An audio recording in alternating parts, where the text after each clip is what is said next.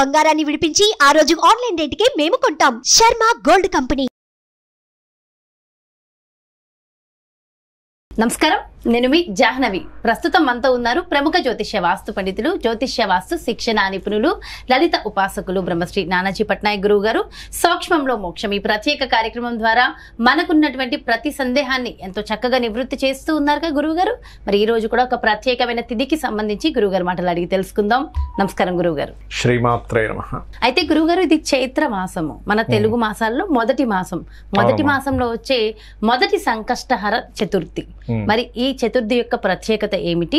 ఆ రోజు మనందరం కూడా ఆచరించవలసిన విధి విధానాలు అండ్ ఏ రోజు వస్తుంది ఈ తిథి? ఉండమ్మా, మనకి శనివారం నాడు ఉంది. కాకపోతే మీకు సూర్యోదయం కనబడదు. ఇది కాకపోతే సంకష్టహర చతుర్థి ఎప్పుడు కూడా ఈవినింగ్ టైం ఉంటే దాన్ని ప్రత్యేకంగా తీసుకుంటారు దాన్ని. కాకపోతే ఏంటంటే దీని పేరు వికట సంకష్టహర చతుర్థి అంటారు. వికట సంకష్టహర చతుర్థి అంటే దీనివల్ల కలిగే ఫలితం ఏమిటి? సంకష్టహర చతుర్థి చేసుకోవడం వల్ల కలిగే ఫలితం ఏమిటి? చూడండి, ఒక్కోసారి కొంతమందికి ఆకస్మికంగా ఇబ్బందులు వస్తూ ఉంటాయి. కొంతమందికి ఆల్ ఆఫ్ సడన్గా ఇబ్బంది, అంటే ఎటు నుంచి ఏమొస్తుందో అర్థం కానట్టుగా ఉంటుంది. చూసారా, ఎంత బాగానే ఉన్నానండి కానీ సడన్గా నాకు ఈ ప్రాబ్లం వల్ల నేను ఇబ్బంది పడ్డాను, అంత ధర్మంగా ఉన్నా సరే ఇబ్బంది పడ్డాను అంటూ ఉంటారు. చూసారా, అటువంటి వాటికి ఈ యొక్క సంకష్టహర చతుర్థి చేసుకోవడం ద్వారా ఆ యొక్క దోషం అనేటువంటి తొలగుతుంది. అంటే అకాలంగా వచ్చే ఇబ్బందులు, అకాలంగా వచ్చే ఇబ్బందులు కానీ ఆటంకాలు కానీ మనకే కాదు, దేవతలకు కూడా గణపతే. దేవతలకు అయ్యో భలేవారే. మన లలితాసహస్రనామాల్లో మనకి ఉంటుంది, కామేశ్వర ముఖాలోక కల్పిత శ్రీ గణేశ్వర అనేటువంటి నామం. అందరూ దేవతలు అందరూ కూడా చక్కగా దేవతలు రాక్షసులు యుద్ధం జరుగుతూ ఉంది. బండాసురుడు యొక్క తమ్ముళ్ళలో ఇద్దరు విశుక్రుడు విషంగుడు. ఆయన ఏం చేస్తాడు, వీరి యుద్ధం ఇలా కాదులే అని చెప్పని పైనుంచి ఒక యంత్రాన్ని వేస్తాడు. వేసినప్పుడు వీళ్ళల్లో ఒక తెలియని వైరాగ్యము, లేకపోతే మనం యుద్ధం చేస్తే మనకేమొస్తుందిలే, మహా అంటే బండాసురుడికి వస్తుంది లేకపోతే అమ్మవారికి వస్తుంది అనే ఒక ఆలోచనలోకి వెళ్ళిపోతారు. అప్పుడు వీళ్ళిద్దరి ముఖాల్లో నుంచి నవ్వుల నుంచి వచ్చినవాడు, వీళ్ళిద్దరి నవ్వు నుంచి వచ్చినవాడు గణపతి. కాబట్టి వాళ్ళకి ఆ వైరాగ్యాన్ని తొలగించడానికి ఆ అమ్మవారు బయటికి రాగానే అడుగుతాడు, అమ్మ ఏం చేయాలంటే వాడు ఎవడేదో పెట్టాడరా వెళ్ళి చూడాలి.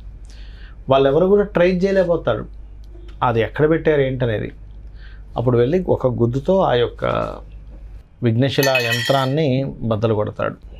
అలా ఏంటంటే ఎప్పుడు కూడా ఒక్కొక్క చతుర్దశి ఉన్నప్పుడు ఆ రోజున్న ప్లానటరీ పొజిషన్స్ని బట్టి ఆ రోజు చేసుకునేటువంటి దేవత ఆరాధన ద్వారా ఆ ఫలితం ఉంటుంది. ఈ సంకష్టహర చతుర్థికి ప్రధానంగా పసుపు గంధము కలిపిన నీటిని తీసుకొని గణపతికి అభిషేకంగా చేయడము చేసినట్లయితే ఏమవుతుంది అంటే చేయడము, అదేవిధంగా ఉండ్రాళ్ళు నైవేద్యంగా పెట్టడం. అంత స్తోమత లేదు, చేయడం రాదు కొంతమందికి, కనీసం ఏదైనా ఫలమైనా సరే పెట్టచ్చు. ముఖ్యంగా గరికతో స్వామివారిని అర్చించడం ద్వారా ఏమవుతుందంటే, గరిక కేతువుకి సంబంధం అమ్మ. ఇప్పుడు ఎవరి జన్మజాతక చక్రంలో అయినా కానీ కేతుగ్రహ ప్రభావం సరిగ్గా లేదనుకోండి, అంటే కేతు పాజిటివ్ దీంట్లో లేడనుకోండి, వాళ్ళకి ఏమవుతుంటుందంటే ఎప్పుడు ఏదో ఆటంకాలు వస్తూ ఉంటాయి. పాజిటివ్ దాంట్లో ఉండడం, నెగిటివ్ ఉండడం అంటే ఏమిటంటే, పాజిటివ్ దాంట్లో ఉంటేనేమో వాళ్ళకి స్పష్టమైనటువంటి జ్ఞానము, అంటే దేన్ని వదిలేసేయాలి దేన్ని పట్టుకోవాలని తెలుస్తుంది వారికి. కొంతమంది చూడండి, పట్టించుకోలేని విషయాలను పట్టించుకొని తిరుగుతూ ఉంటారు, అవును, వదిలేయాల్సింది వదలరు, దానివల్ల అనవసరంగా వైరాగ్యంలోకి వెళ్ళిపోతారు, ఇబ్బందులు పడుతూ ఉంటారు. కేతువు కనుక ఎవరి జన్మజాత చక్రంలో ఆయన మంచి పొజిషన్లో ఉన్నాడంటే, మంచి గురువుతో ఉన్నాడు లేకపోతే మంచి సంతో ఉన్నాడు అనుకోండి, ఉన్నతమైనటువంటి జ్ఞానాన్ని, ఉన్నతమైనటువంటి ఆలోచన విధానాన్ని, ఒక రేంజ్లోకి వెళ్ళేటువంటి యోగాన్ని ఇస్తాడు కేతువు. అందుకే కొంతమందికి 7 నెంబర్ కూడా బ్రహ్మాండంగా పనిచేస్తూ ఉంటుంది వారికి. 7 నెంబర్ కనుక వాళ్ళకి డేట్ ఆఫ్ బర్త్ ఇచ్చా మంచి దీంట్లోకి వచ్చింది అనుకోండి, లక్కీ నెంబర్గా, కానీ వాళ్ళు టాప్ పొజిషన్లోకి వెళ్తారు. మీరు కనుక పెద్ద పెద్ద వాళ్ళు సచిన్ టెండూల్కర్ చూసుకుంటే 7 నెంబర్లో ఉంటుంది అతన్ని. అట్లా ఏంటంటే ఉన్నతమైనటువంటి జ్ఞానాన్ని ఇచ్చేది కేతువు. ఆ కేతువు సరిగ్గా లేనప్పుడు మనం అధిష్ఠించాల్సిన దేవత ఎవరంటే గణపతి. మాటిమాటికి లైఫ్లో ఏదో ఆటంకం జరుగుతుందండి, ఎన్ని సంకష్టహర చతుర్థులు చేసుకుంటే అన్ని ఆటంకాలు తొలగుతాయి. కాబట్టి ఈ యొక్క వికటము అంటే ఒక్కోసారి చూడండి మనకు వికటిస్తుంది అంటూ ఉంటారు మనం ఏదైనా చేస్తే, అలా ప్రతిసారి ఏదో ఒక డిస్టర్బెన్స్ అవుతుందండి, ఇబ్బంది పడుతుందండి అని అనుకునేటువంటి వారు ఈ సంకష్టహర చతుర్థి చేసుకోవడం ద్వారా మనకు ఆ గణపతి యొక్క అనుగ్రహం వల్ల చక్కటి ఫలితాలు వస్తాయి. అదేవిధంగా చాలామంది అంటూ ఉంటారు, ఏమండి ఎన్ని సంకష్టాలు చతుర్థులు చేయాలండి అంటూ ఉంటారు. నేను ఏమడుగుతానంటే, ఎప్పుడైనా సరే ఎవరైనా ఏమంటే నేను ఎన్నిసార్లు ఊపిరి పీల్చుకోవాలండి, నేను ఇంతకంటే ఇంక నేను శాలరీ తీసుకోనండి, నేను ఫ్రీగా చేస్తానండి ఎవరైనా అంటాడు ఆ జాబ్కి వెళ్ళి. నాకు ఇంకా ఎంత పెంచుతారండి, నా శాలరీ 50 ఇస్తున్నారు కదా, నాకు 60 చేయండి, వేరే వాళ్ళు ఆఫర్స్ ఇస్తున్నారు. లేకపోతే ఎక్కడికైనా వెళ్తే మీరు ఇలా చేశారు, అక్కడైతే ఇంకా బాగా ఫుడ్ పెట్టారంటారు. ఇంకా రకరకాల మనం అన్నిట్లో మనం ఇంప్రూవ్మెంట్స్ చూసుకుంటున్నాం. దేవతా సంబంధించింది కూడా ఇన్ని చేసి ఆపేసేయాలా, అమ్మయ్య ఇంక చేసేస్తే చాలు అనుకునే దానిలోకి వెళ్ళకూడదు. ఎందుకంటే సంకష్టహర చతుర్థులు కానివ్వండి, అమావాస్య, పౌర్ణమి, చతుర్దశి, అదేవిధంగా అష్టమి, నవమి సంబంధించిన తిథుల్లో అమ్మవారిని ఆరాధించే విషయాలు కానివ్వండి, ఏకాదశులు చేస్తూ ఉంటాం మనం. ఇవన్నీ ఏంటంటే మనం ఎనర్జైజ్ చేసుకుంటున్నాం. మనం ఎంత ఎనర్జైజ్ చేసుకుంటే అంత బాగుంటుంది. సింపుల్ అమ్మా, ఏం లేదు.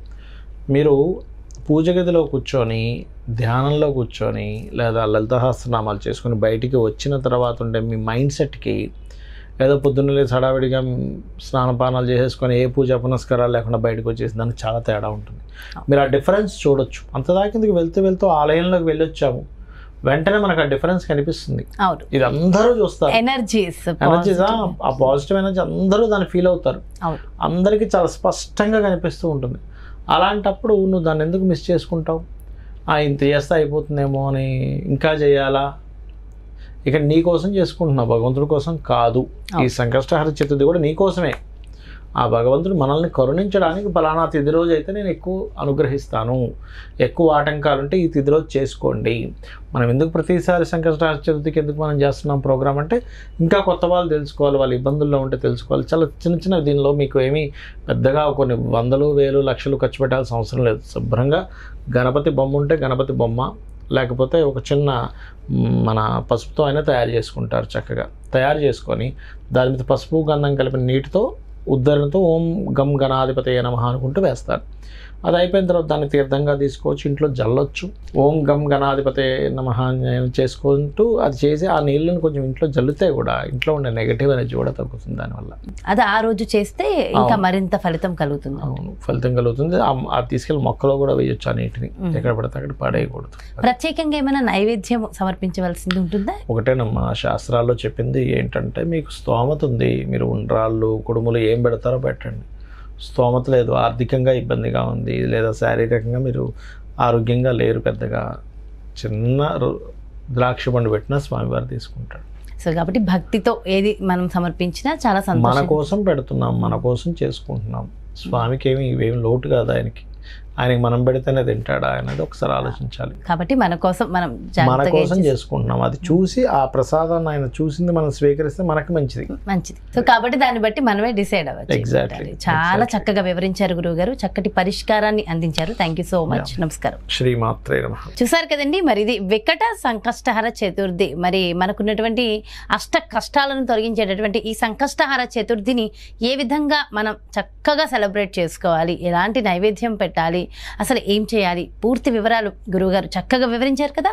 మరో ప్రత్యేకమైన కార్యక్రమంతో మళ్ళీ మీ ముందుకు వచ్చేస్తాను. మరి అదేవిధంగా మీ యొక్క జాతకానికి సంబంధించి కానీ, లేదంటే మీ ఇంటి వ్యాపార వాస్తుకు సంబంధించి కానీ గురువుగారిని సంప్రదించాలి, అపాయింట్మెంట్ కావాలి అనుకుంటే వెంటనే క్రింద డిస్ప్లే అవుతున్నటువంటి నెంబర్స్కి కాల్ చేయగలరు. నమస్కారం.